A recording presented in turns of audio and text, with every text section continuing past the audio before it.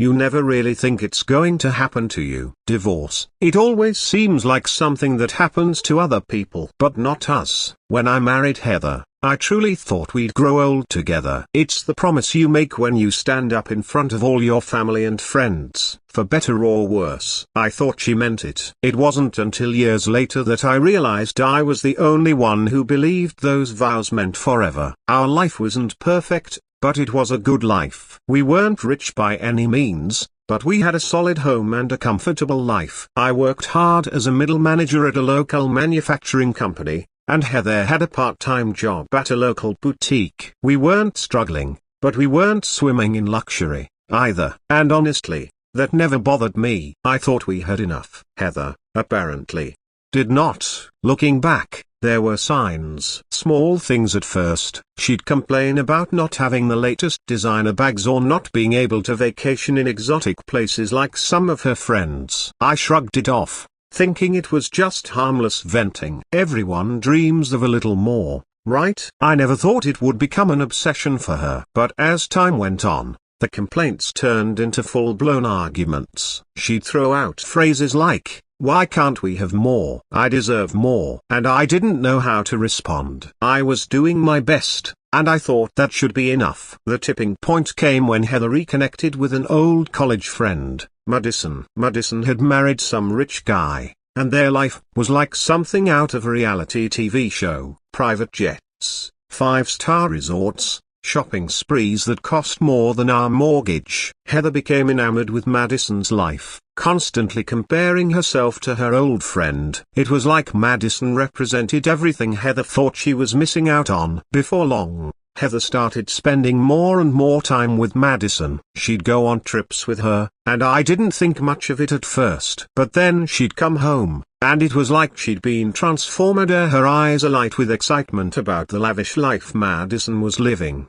"I want that, too," she said one night after another trip. "I want the freedom to travel, to live luxuriously. I don't want to be tied down anymore." I was stunned. Tied down? We're married, Heather. This is our life. She sighed, looking at me like I was some sort of burden. "I need space to figure out who I really am," she said. "I want to explore the world, experience things. I can't do that with you holding me back." I couldn't believe what I was hearing. "Holding you back? I'm your husband. We're supposed to do this together." She shook her head. "I don't know if I can do this anymore." And just like that, she was gone. She packed her bags and left, chasing the lavish life she thought she deserved. I was devastated. Of course, she wanted out, but she wasn't ready to give up on the marriage entirely. As crazy as that sounds. No, she wanted me to wait for her or wait until she was done exploring her new self and came back. She expected me to put my life on hold while she figured out what she wanted. It was absurd. But I wasn't going to wait around forever. At first, I did hold on to the hope that she'd come back. I missed her. I missed the life we had built.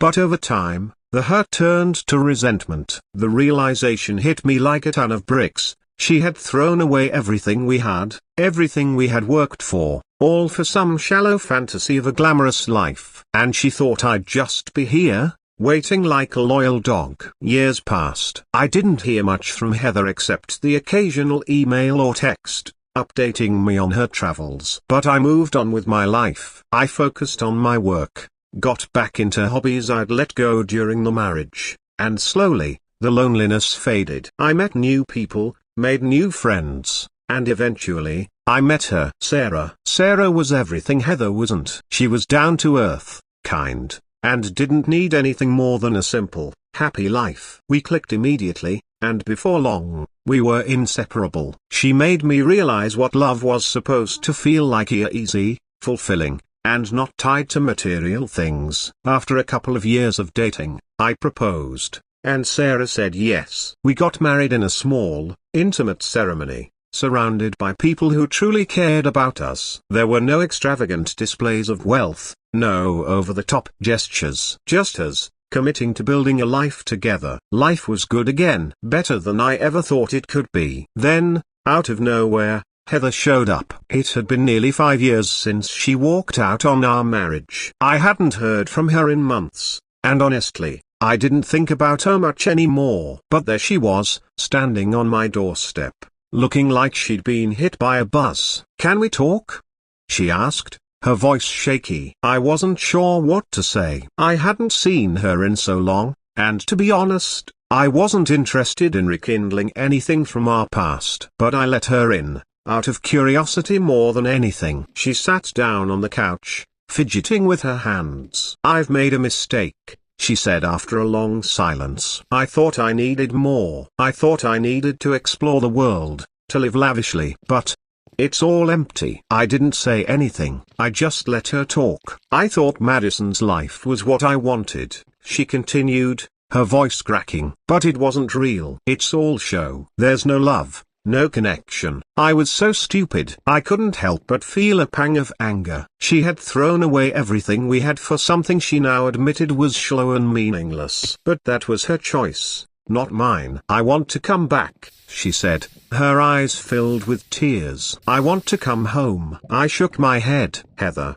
it's too late." She looked at me, confused. "What do you mean?" "I'm married, Heather. I moved on. You walked out on me, and I'm not going to wait around forever. I found someone who actually wants to be here, who values what we have." Her face crumpled. But I thought you'd wait for me. I thought we could work things out." I let out a bitter laugh. "Wait for you? You left me to chase a fantasy, and now you think you can just waltz back in when it didn't work out? That's not how this works." She broke down, sobbing. "I made a mistake. Please, I'll do anything to make it right." But there was no going back. Heather had made her choice, and I had made mine. I was happy with Sarah, and I wasn't about to throw that away for someone who had already thrown me away once. "I'm sorry, Heather," I said softly, but firmly. "You need to move on." "I have." She left that day, devastated. I felt a strange mix of sadness and relief. Sadness for what we had lost, but relief that I had found someone who truly appreciated what it meant to be in a relationship. And that's how I learned that sometimes, the grass isn't greener on the other side. Sometimes, it's just an illusion, and by the time you realize it, it's too late.